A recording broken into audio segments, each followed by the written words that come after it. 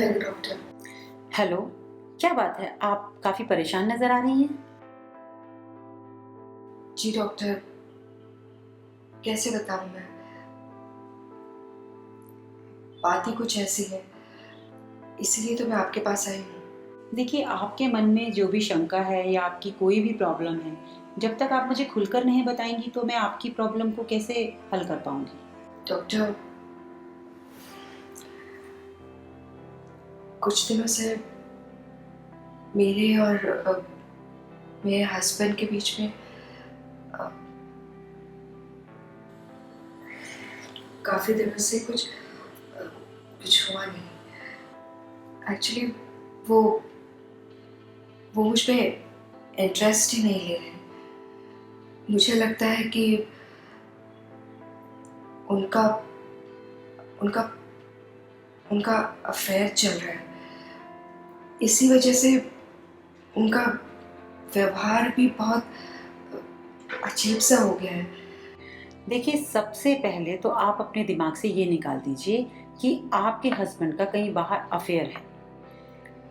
इसकी एक और वजह भी हो सकती है कि उनका बिहेवियर चेंज है, या जैसा कि आप बोल रही हैं। एक और वजह?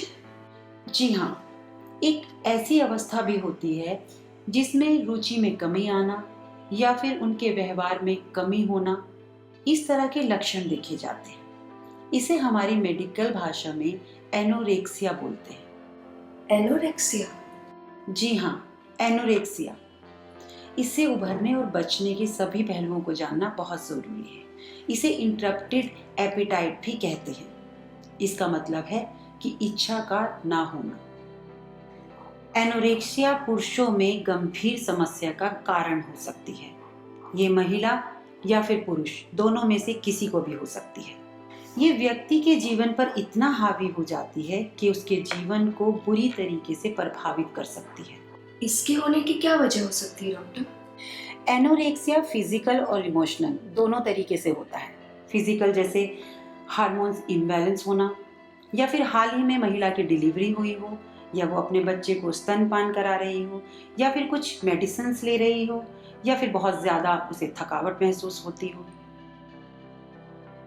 इमोशनल कारण जैसे नकारात्मक रवैया, या फिर आपके धार्मिक तरीके से पालन पोषण होना, या फिर कम्युनिकेशन गैप, या फिर आपके हस्बैंड वाइफ में किसी भी तरीके के मनमुटाव होना, मतभेद होना, ये कारण हो सकते हैं। एनोरेक्सिया को डायग्नोस करना थोड़ा सा मुश्किल है, क्योंकि इसके कोई टेस्ट नहीं होते।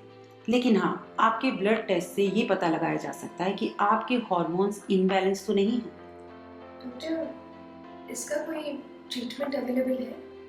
जी हाँ, इसके इलाज के लिए आप किसी काउंसलर, साइकेट्रिस्ट या फिर थेरेपिस्ट से मिल सकते हैं।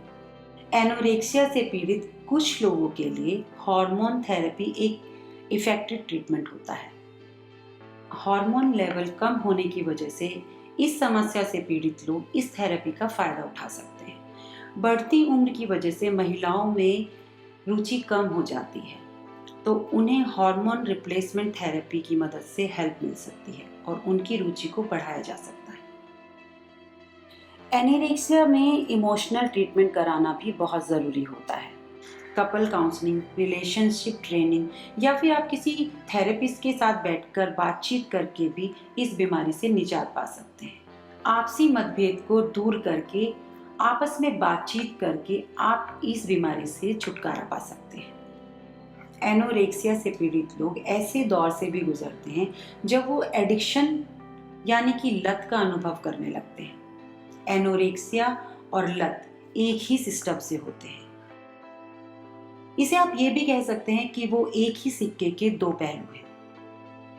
अब तो आपको समझ आ ही गया होगा कि आपका अपने पति पर शक करना गलत भी हो सकता है।